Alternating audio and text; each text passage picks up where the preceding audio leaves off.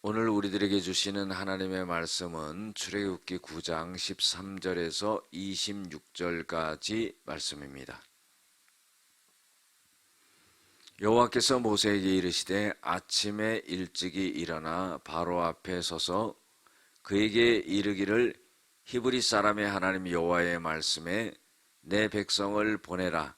그들이 나를 섬길 것이니라.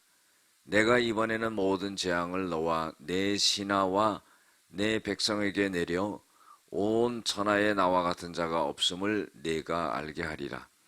내가 손을 펴서 돌림병으로 너와 너의 백성을 쳤더라면 네가 세상에서 끊어졌을 것이나 내가 너를 세웠음은 나의 능력을 너에게 보이고 내 이름이 온 천하에 전파되게 하려 하였음이니라. 네가 여전히 내 백성 앞에서 교만하여 그들을 보내지 아니하느냐. 내일 이맘때면은 내가 무거운 우박을 내리리니 애굽 나라가 세워진 그날부터 지금까지 그와 같은 일이 없었더라. 이제 사람을 보내어 네 가축과 네 들에 있는 것을 다 모으라. 사람이나 짐승이나 무릇 들에 있는 집에 돌아오지 않는 것들에게는 우박이 그 위에 내리리니 그것들이 죽으리라 하셨다 하라 하시니라. 바로의 신하 중에 여호와의 말씀을 두려워하는 자들은 그 종들과 가축을 집으로 피하여 들였으나 여호와의 말씀을 마음에 두지 아니하는 사람은 그의 종들과 가축을 들에 그대로 두었더라. 여호와께서 모세에게 이르시되 너는 하늘을 향하여 손을 들어 애굽 전국에 우박이 애굽 땅의 사람과 짐승과 밭의 모든 채소에 내리게 하라. 모세가 하늘을 향하여 지팡이를 들매 여호와께서 우레소리와 우박을 보내시고 불을 내려 땅에 달리게 하시니라. 여호와께서 우박을 애굽 땅에 내리심에 우박이 내림과 불덩이가 우박에 섞여 내림이 심히 맹렬하니 나라가 생긴 그때로부터 애굽 온 땅에는 그와 같은 일이 없었더라. 우박이 애굽 온 땅에 사람과 짐승을 막론하고 밭에 있는 모든 것을 쳤으며 우박이 또 밭의 모든 채소를 치고 들의 모든 나무를 꺾었으되 이스라엘 자손이 있는 그곳 고센 땅에는 우박이 없었더라. 아멘. 말씀을 두려움으로 따르면 전능자의 보호가 따릅니다 하는 제목을 갖고 함께 은혜를 나누고자 합니다. 하나님은 모세와 아론을 통해서 애굽 왕 바로에게 계속적으로 이스라엘 백성들을 풀어주라고 요구를 하지만은 바로 왕은 듣지를 않습니다. 하나님은요, 다섯 번째 재앙이었던 가축들의 죽음을 가져왔던 그 전염병을 만약에 애굽 백성들에게 내렸다 그러면은 애굽 백성들은 다 죽었을 것이다. 그러나 그렇게는 하지 않았다 하는 그런 말씀을 하십니다. 계속적으로 이 바로 왕이 완악한 마음을 갖고 하나님의 말씀을 듣지 않게 되자 하나님께서는 이제 일곱 번째 재앙인 우박의 재앙을 내리게 됩니다. 이 우박의 재앙이라는 것은 애굽이라는 나라가 생겼을 때부터 지금까지 한 번도 있지 않았던 아주 큰 재앙인데 우박과 함께 불덩어리가 하늘에서 떨어지는 그런 역사가 일어나는데 모든 식물이나 또 나무가 전부 꺾여지고 망가지게 되는 그런 일이 일어나게 된다는 거예요. 또 들에 있는 그런 가축들도 이 우박의 재앙이 내린다는 것을 알고 집으로 또 우리로 그렇게 피신시키지 않았던 그런 가축들은 전부 죽게 될 것이다. 그런 말씀을 하십니다. 그런데요, 참 이상한 건 뭐냐면은 그런 경고가 있음에도 불구하고 애굽 사람들 중에 가축을 이 집에 있는 우리로 피하게끔 하는 사람들이 있었고, 그냥 하나님이 그런 재앙을 내린다고 하셔도 들에다가 그냥 방치하는 사람들이 있었다는 겁니다. 하나님의 말씀을 갖다가 중히 여기지 않고 가볍게 여기는 자들은요, 가축이 다 죽는 역사가 일어나게 되죠.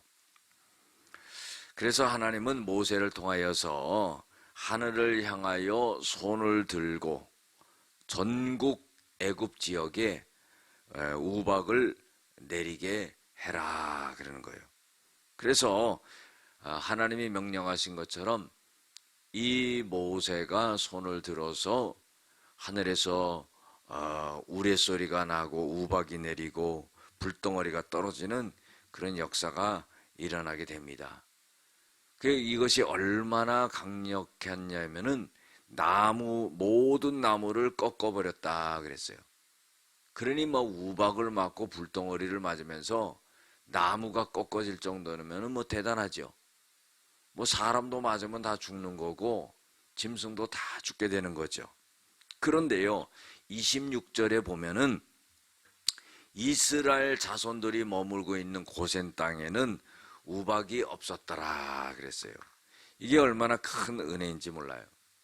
여러분들, 오늘 말씀 속에서 우리들에게 교훈을 주고 있는 것이 있습니다. 첫 번째로, 말씀에 순종하지 않는 자에게는 재앙이 임한다 하는 것.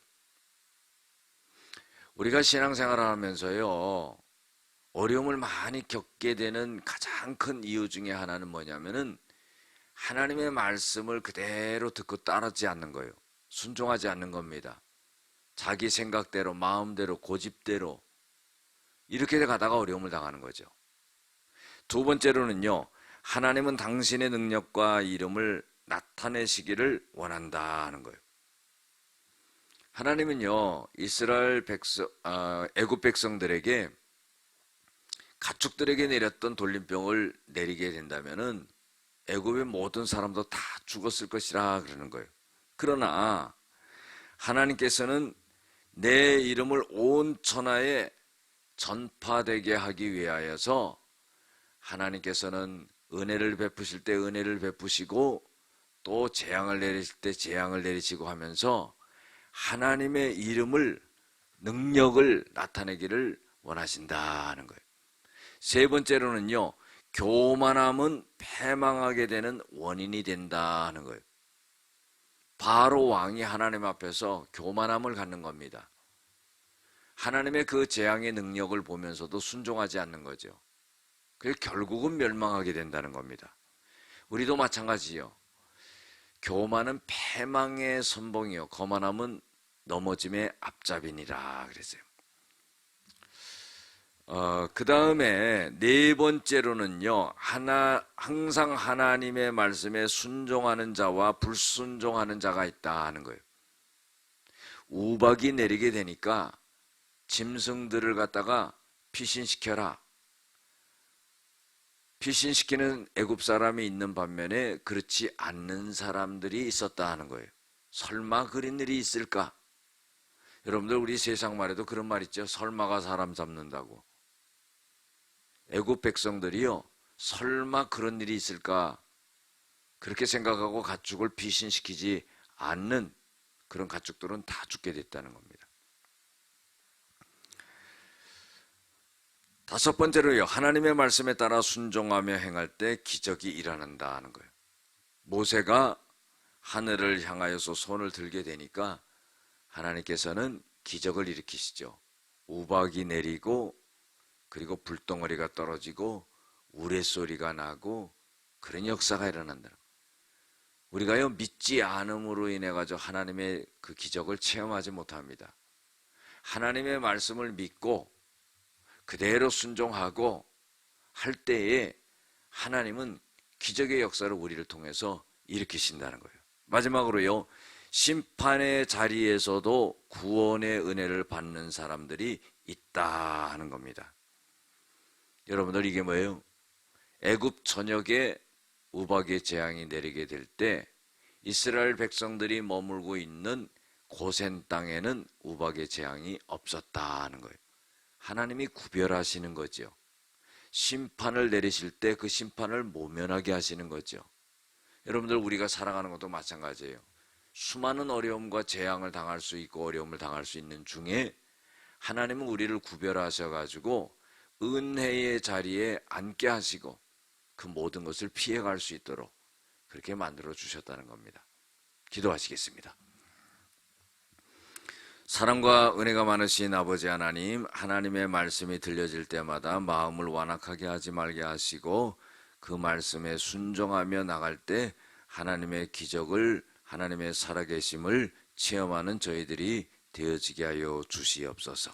예수님의 이름으로 기도드렸습니다. 아멘.